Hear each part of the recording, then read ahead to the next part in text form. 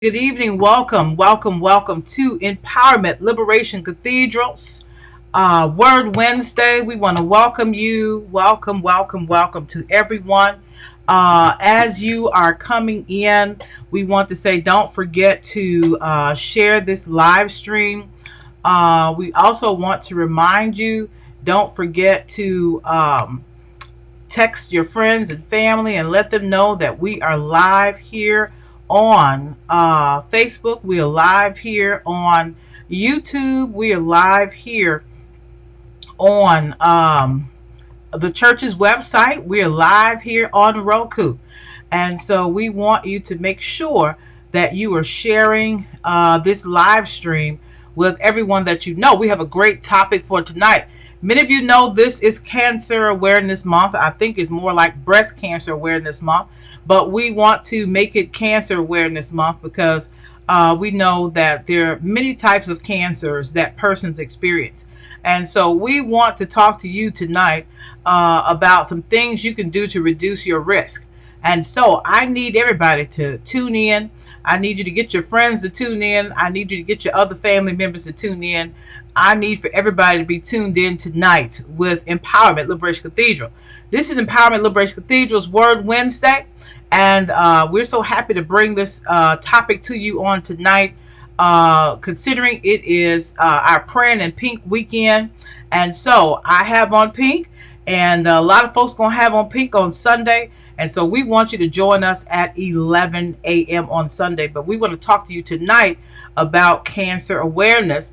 But we also want you to join us, if you are able, on Saturday at 1 p.m. for our first ever 2K Cancer Walk at Empowerment Liberation Cathedral for our Praying in Pink weekend.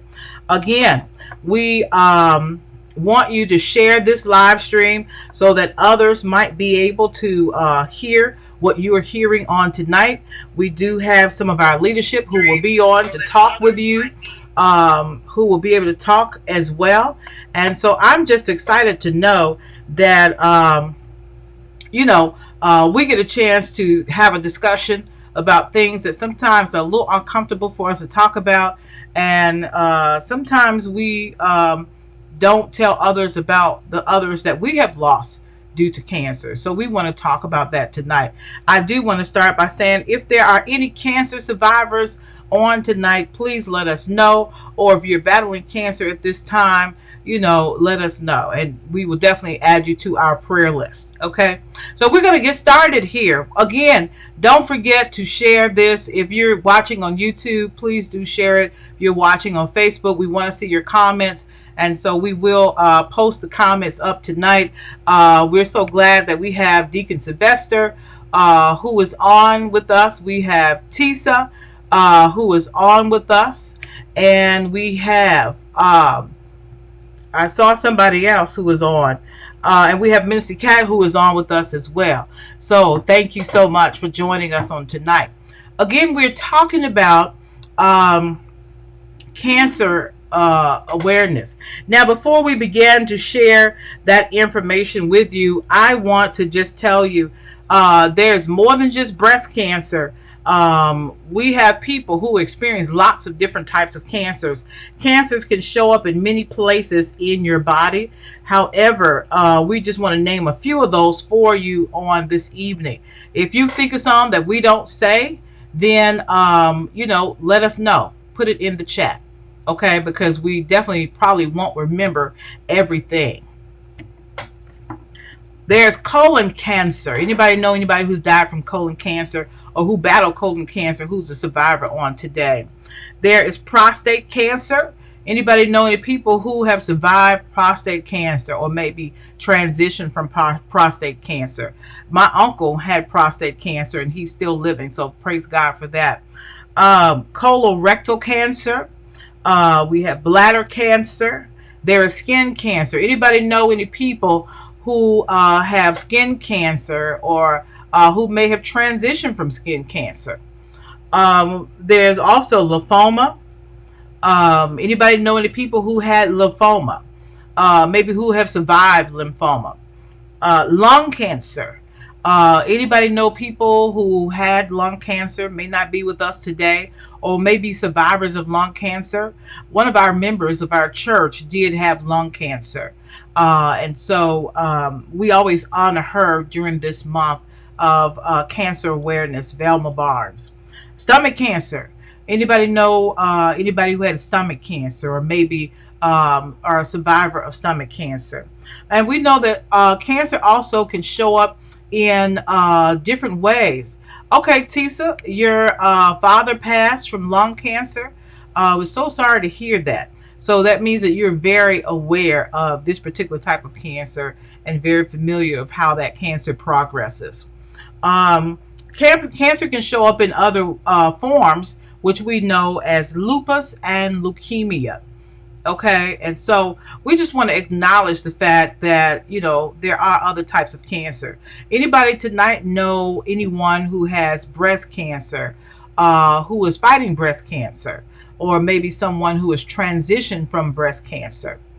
And I also want to give another type of cancer, which is pancreatic cancer. Um, Anybody know any persons with pancreatic cancer or who have transitioned from pancreatic cancer? That cancer, I also had an aunt to die from pancreatic cancer. That is a very aggressive cancer. All right. Anybody, deacon, minister, want to add any other cancers that I may have forgotten here? Okay, so we want to talk with you tonight on some tips to reduce your risk of getting cancer. Now, we know we can never say that if you do these things, you will not get cancer. But we do want to give you a few things that could possibly help to reduce your chances of getting cancer. Okay, so one of the things that the Mayo Clinic recommends is to not use tobacco. How many people use tobacco today? I have to say, Minister Cat and Deacon Sylvester, I'm going to bring them on the screen in a second, that I'm always shocked to see how many people are still smoking, how many people are still smoking cigarettes, who are still smoking cigars. And so I'm always shocked to see them. I'm going to add in Deacon Sylvester at this time. Deacon Sylvester, when you think about it, we have to avoid tobacco. And so smoking, we know, has been linked to various different types of cancer. And so I just want to know what you think about that. What do you think about the possibility of people being able to avoid, tobacco? Thanks, Bishop. First of all, good evening, all. Um, from childhood, I remember my uncles, some of my uncles, and some of the neighbors smoked tobacco, lived in the country, if you will, and we grew tobacco, and so it was a common thing. And so, what I see now, just an observation, is that not as many people that I see are using tobacco, which is a good thing. I think that there are still way too many in terms of what it can do to your body. And so, hopefully, with education, hopefully, unfortunately, with experience, and with experience, you're talking about knowing people that has lung cancer or died from lung cancer, and maybe that's the straw that broke the camel's back to say, hey, maybe I need to do something differently. Maybe I shouldn't do this, or maybe I shouldn't do that. And so, just in general speaking, I do see a decrease in people smoking tobacco or using tobacco, because it's not only just smoking, it's the chewing tobacco or whatever you call it.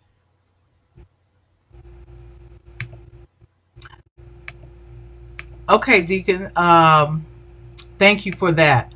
So, it's interesting because when we look at persons who are using tobacco, we may not understand that that contributes to cancer of the lung, cancer of the mouth, cancer of the throat, cancer of the larynx, cancer of the pancreas, cancer of the bladder, cancer of the cervix, and kidney. So when you look at all of the cancers that can develop just because you are using tobacco based products, you have to really begin to ask yourself, is this something that I should be doing? Oftentimes as young people, we experiment, we, do a lot of things because we feel like we have so much life ahead of us.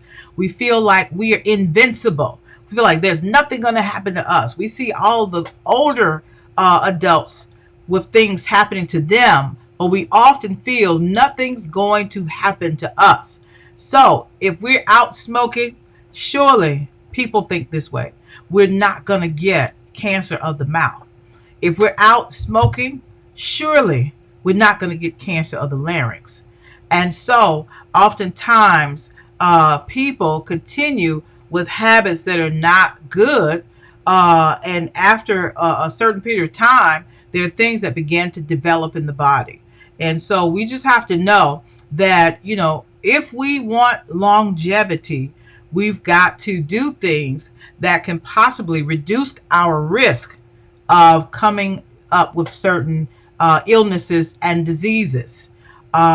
Minister Cat, do you want to share anything with us at this time?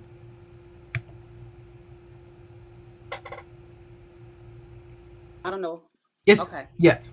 Yeah, I remember just starting high school, and I thought that smoking cigarettes was the sexiest, cool thing to do because so many people was doing it. Even younger kids in junior high school was doing it, and I thought it was like, oh wow. But when I got to high school, my first year of high school, I tried smoking on the way to school with one of my friends. Was like, girl, just take a puff. You're gonna be all right. And I took a puff and I went into asthma attack. So I was always saying that if I didn't catch an asthma attack, would I be a smoker today or would I like cigarettes? But I would not have because I don't like the smell of them. I get sick to my stomach. I don't like the way it smelled. I don't like the way it lingered. So that's a good thing. But a lot of people develop those habits at early age, and you can imagine like thinking back like when I was in junior high school, kids was 11 and 12 years old smoking cigarettes. They was hiding and doing it up under the bleachers and outside of school and stuff. But I remember being young, watching some of my young classmates smoking. I was like, what are they smoking for? That's like the worst thing you can do, like back then. But it's a habit. And once they get into their adulthood, that's like what? You've been smoking for 15 years? So it's a habit, just like any other habit, is very hard to break, and you're gonna have to learn, some type of self-control or even go get a patch or even, it's easier said than done when people say stop smoking because it makes your breath stink, make your teeth, stain, and then you get cancer and you die. That's basically, how they say it. But it's hard. It's a habit. They develop this habit, and it's not a great habit. But how do we stop? What do you do? Some try to peel the gum, the patches. I remember when all that stuff was out there trying to get people to stop and not really get them to stop because the Surgeon General says one thing and then everybody else says, oh, yeah, just buy some cigarettes. But it's hard. It's hard.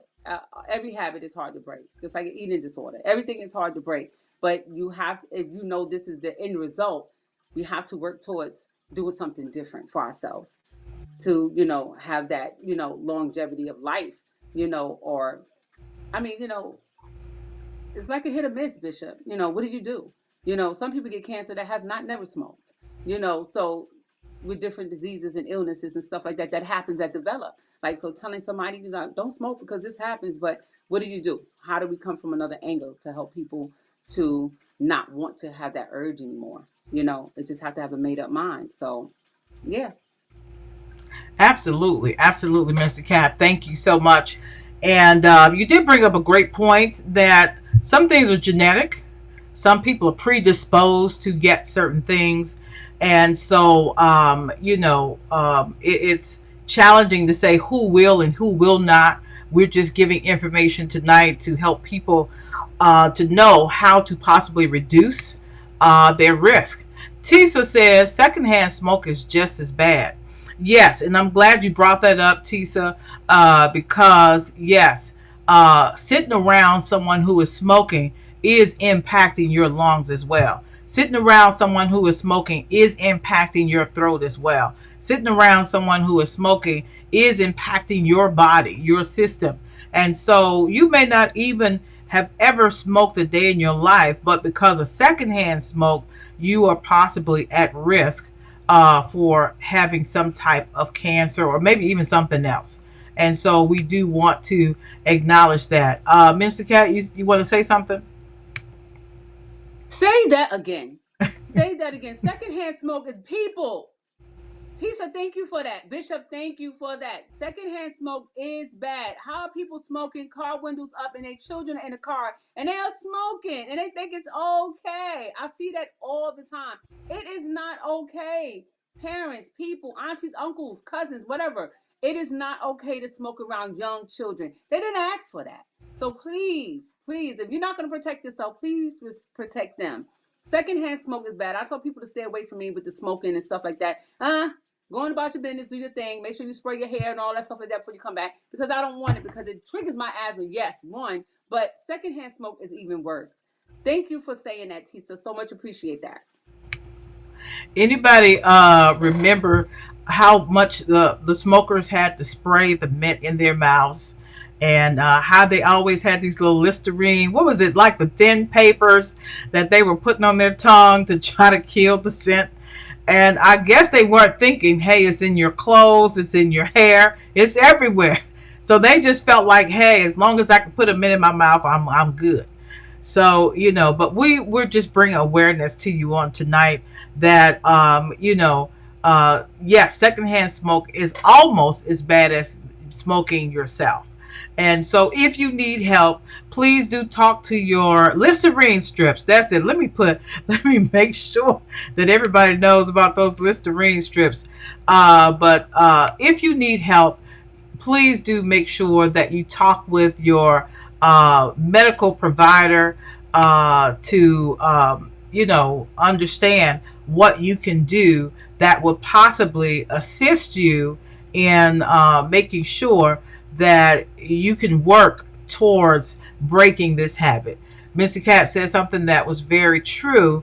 Habits are very difficult to break, especially if you've been doing that for 20 years. When you experiment as young people, sometimes that experiment turns into a life event. And so you're always smoking. And so some people have been smoking 40 years. So how easy is that going to be to stop that 40-year habit? It's not going to be easy, but it is doable, and there are people who have done it. So we want you to know that you can do it. Now, the next thing the Mayo Clinic wants us to know is that you've got to eat a healthy diet. Now, I want to say, as an advocate, that oftentimes there are food deserts in our urban cities, our urban areas. So how can we be expected to eat fresh fruits and vegetables every day and get the proper amount when fresh fruits and vegetables are not even in our communities sometimes? There are communities, I want you to know, there are communities that do not have fresh fruits and vegetables available to the persons living in those areas. And so either they have to drive far to get fresh fruits and vegetables, or either they do a trade-off and say, okay, well, I can't eat fruits and vegetables, so I guess I'm going to have to settle for French fries. Okay? And so that is somebody's reality. And so I don't want to assume that everybody has access. Everybody does not have access. Anybody know anybody who does not have access? Because access is important. And so we want to acknowledge those, and we want to talk with those city council persons, mayors, to make sure that every community has access to fresh fruits and vegetables. Food deserts are real, and there are people who are suffering from that because of politics. But we do want you to know that it's important to, if you are able to access fruits and vegetables, that you make that a part of your daily diet. Fresh fruits and vegetables. Okay. Whole grains and beans are something that you want to add to your diet. Now, I'm going to take some of y'all back. Y'all remember that your grandmas and mamas and big mamas, used to always make these pots of beans. Okay, now we thought that they was just making beans to be making them, but those beans were helping you. They were keeping you healthy. And so nowadays you don't see too many people making big pots of greens and making big pots of beans and making big pots of those types of things. But I will say those things were keeping us healthy and helping us to avoid a lot of things that could have attacked our bodies and caused us to be very ill many years ago. So somebody needs to decide that y'all can go back and fix a big pot of greens, a big pot of beans every week. So y'all let us know that y'all gonna be fixing some beans every week, Minister Cat. Y'all let us know. Let us know. Let us know. Um, okay, so Mr. Cat, you gonna say something on that? That's so crazy you mention that because I remember snapping those peas and stuff back when. And I also remember those big pot of beans. And I thought it was like, I was like, every time we have those beans and my aunties and fix those beans, my mom and them, I'm like, listen, who got in trouble? I always thought somebody got in trouble as a punishment. They was going to make us eat all these beans and rice tonight. Butter beans, lima beans, black eyed peas, and all kind of stuff. And I was like, who got in trouble? Which one of y'all got in trouble? Mama made all these beans for everybody to eat for 2 days. But I realized that beans are great, and I couldn't stand them growing up. But today, now, I love beans.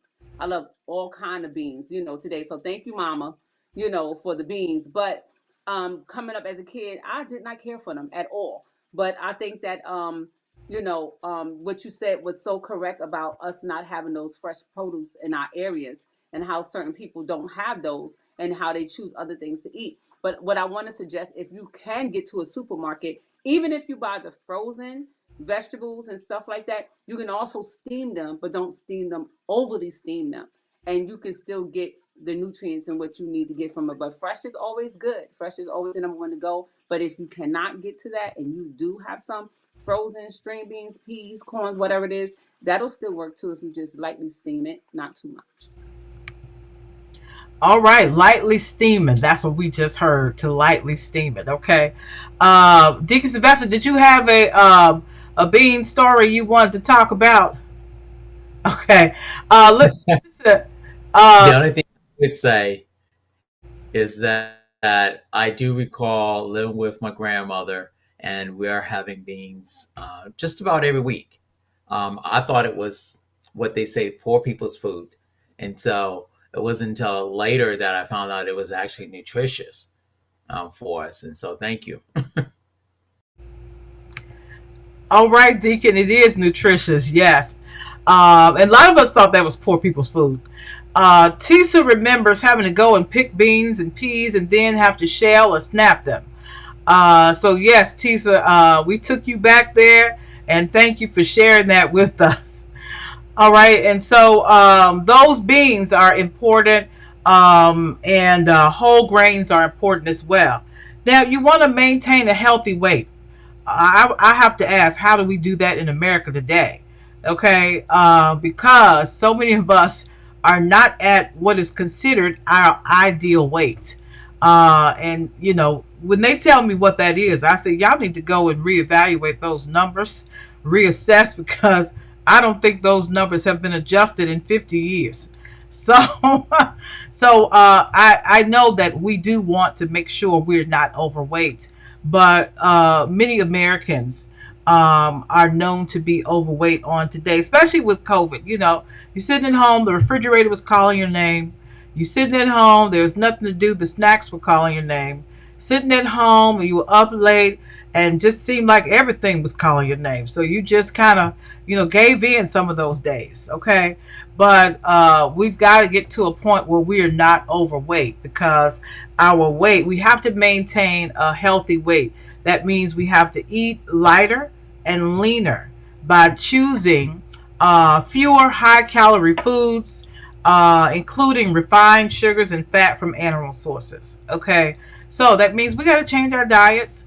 You shouldn't have to have some type of attack for the doctor to then tell you change your diet, because that's usually when we make the changes. Is that not? Y'all ain't gonna say that tonight. That's usually when we make the change. Something happens, and then we decide, we got to make a change. The doctor says, okay, you just had a heart attack. You got to go on the heart healthy diet. Okay, you shouldn't have to have that heart attack in order to go on that diet. you know you need to be on the diet. You know you need to change some of your eating habits. Okay, so that's what we want to bring to you. It's important that you change some of your eating habits. I'm not saying starve yourself. Bishop is not saying that, but I am saying eat wisely and eat healthy. All right. If you choose to drink alcohol, do so only in moderation. Okay. Do so only in moderation. So now here, the risk of various types of cancer, including cancer of the breast, cancer of the colon, cancer of the lung. Wait, Maggie says, what? No fried pork chops? Well, Maggie, let's say you might be able to eat those maybe once a quarter, okay? When you look at drinking in moderation, including cancer of the breast, colon, lung, kidney, and liver. When you drink alcohol, that increases with the amount of alcohol you drink and the length of time you've been drinking that alcohol regularly. So, cancer of the breast may be impacted. Your chances of developing cancer of the breast may be impacted by how much alcohol you drink and how long you have been drinking on a daily basis. Okay, cancer of the colon or cancer of the kidney and liver may be impacted by how much alcohol you drink and how long you have been drinking it. Okay, so we want you to just know that we're not telling you not to have anything to drink. Everybody always want to tell the bishop that Jesus turned water to wine. Okay, I got it. I'm not telling you not to drink. They were at the wedding at Cana that day. The people were drinking. Yes, I know. All right, so we're telling you to drink in moderation. Okay, so I got some folks. Mr. Cat. Okay, what are you saying? I'm saying drink in moderation. Don't get drunk. Don't blame it on us. Just don't be out there getting drunk, falling all over and stuff. Talk about, well, the bishop said, somebody else said. But anything you do excessively is too much. Okay, so just remember that if we are overly eating, it's not going to end good. If we are overly drinking, if we are overly watching TV, some of us become couch potatoes and we sit around and we just do anything. That turns into depression after a while. So anything that is too much and excessive cannot be good for you. So just do things in moderation and be careful. And like Bishop said, the refrigerator was calling you. I know it called me a couple of times, even the snack cabinet. I'm a popcorn lover. It called me a couple of times. And working home virtually is not a joke when you have so many things in the house that you can do and walk around and eat because you're just here. So just be careful and be mindful of that, because a lot of us and a lot of people who we know are dealing with, obesity issues now, or dealing with high blood pressure or diabetes and stuff like that. And people are contracting these things just from the COVID season. So let's just be careful and be mindful. Too much of anything excessively is too much. It can't end too well. So just be mindful and be careful. Absolutely, absolutely. And Tissa says moderation is key. And so, yes, it is. We want to remember that, especially when we talk about alcohol. Moderation is key. Okay? So, don't tell folks that the bishop said don't drink anything. That's not what I said, but moderation is key. Now, you also want to limit processed meats. Okay? How many of us eat processed meats on today? And so you want to limit your intake of processed meats. I used to think when I would read this stuff that I can't eat anything. Lord, I'm going to be starving. Okay, so you can still eat, but we're telling you how to eat properly. Okay, so a report from I got to read this to y'all. International Agency for Research on Cancer, the Cancer Agency of the World Health Organization, concluded that eating large amounts of processed meat can slightly increase the risk of certain types of cancer. Okay, and so that means that you have to have a certain type of diet where you're not eating a lot of processed meats, and that is important. So we're sharing tonight, for those of you who are just getting on, ways in which you can reduce your chances possibly of having cancer. Okay, we're not saying that you doing all this stuff is going to have you not get cancer, because some people are predisposed because of your heritage, your DNA. And so we don't want to say that you will not come down or have cancer or be diagnosed with cancer. We're just giving you ways to reduce possibly your chances of being diagnosed with cancer. These are things that you could be proactive doing. Okay, so maintain a healthy weight and be physically active.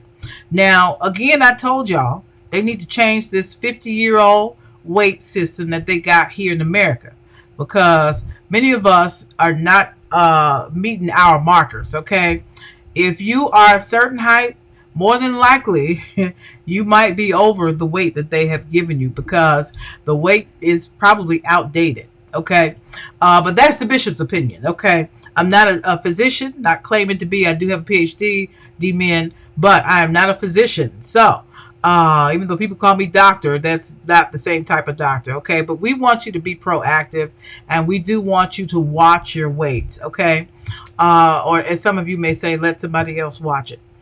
But you want to be physically active. Okay, so some of y'all need to go and purchase, or maybe let somebody gift you a Fitbit, Apple Watch, or the, what is it? Is it the Geiger counter? Whatever the counter is. No, the Geiger counter, that's not it. The counter that counts the steps.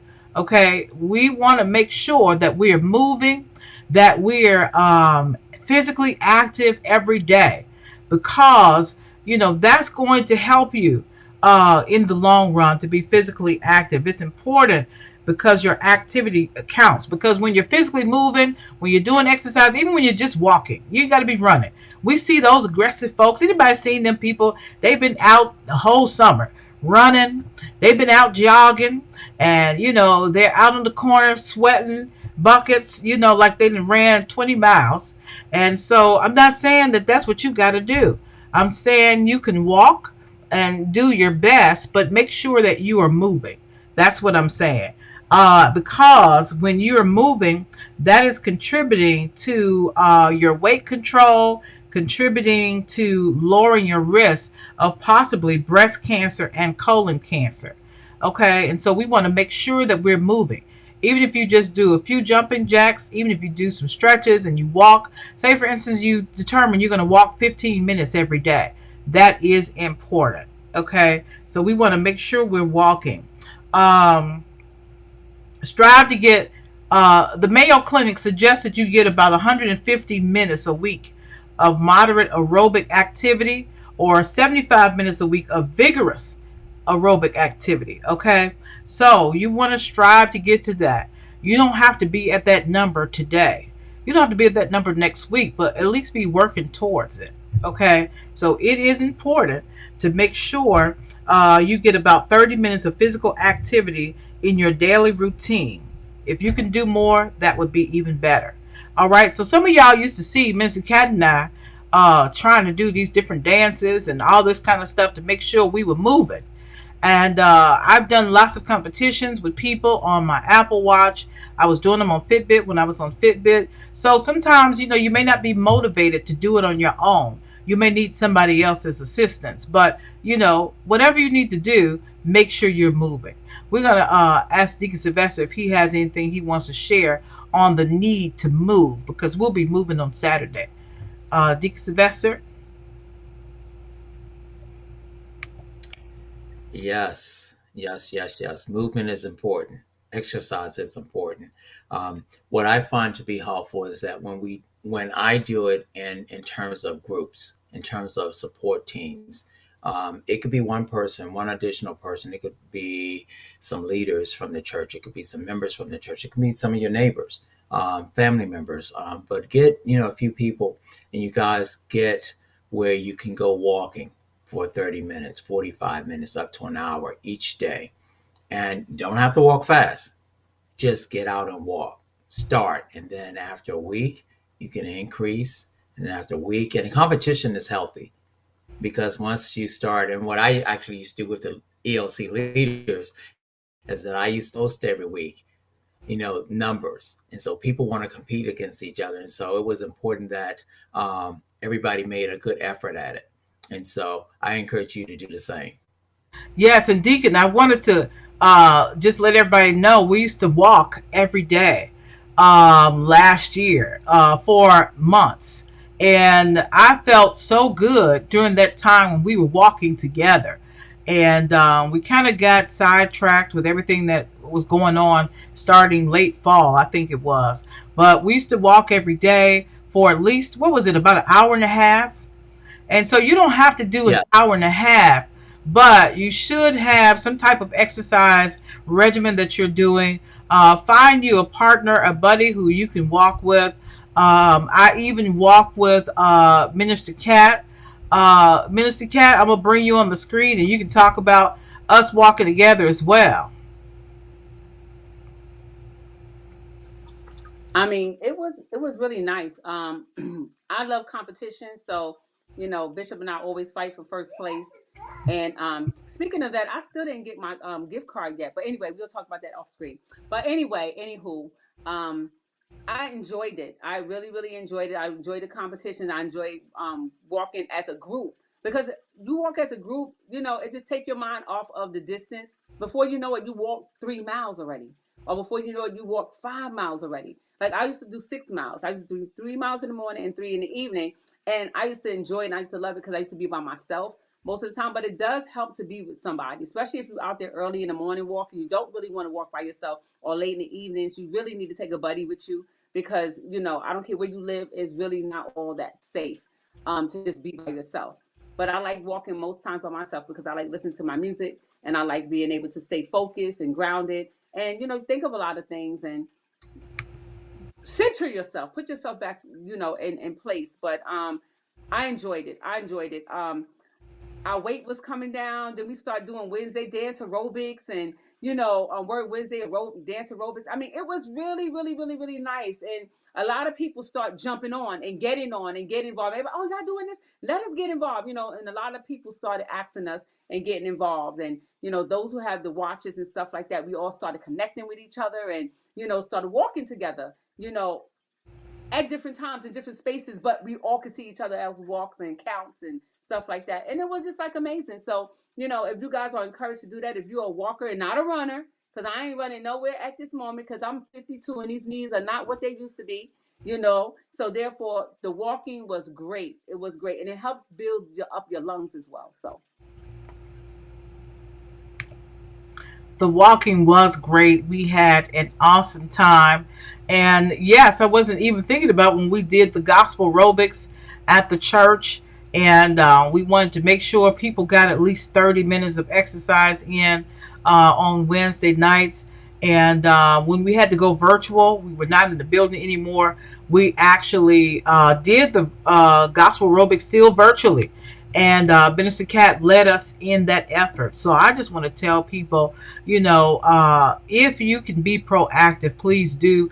There are many ways to be creative and make sure that you are continually moving and you are getting those steps in and making sure that that you're moving and you're not stagnant. Okay, because that is important. So again, they suggest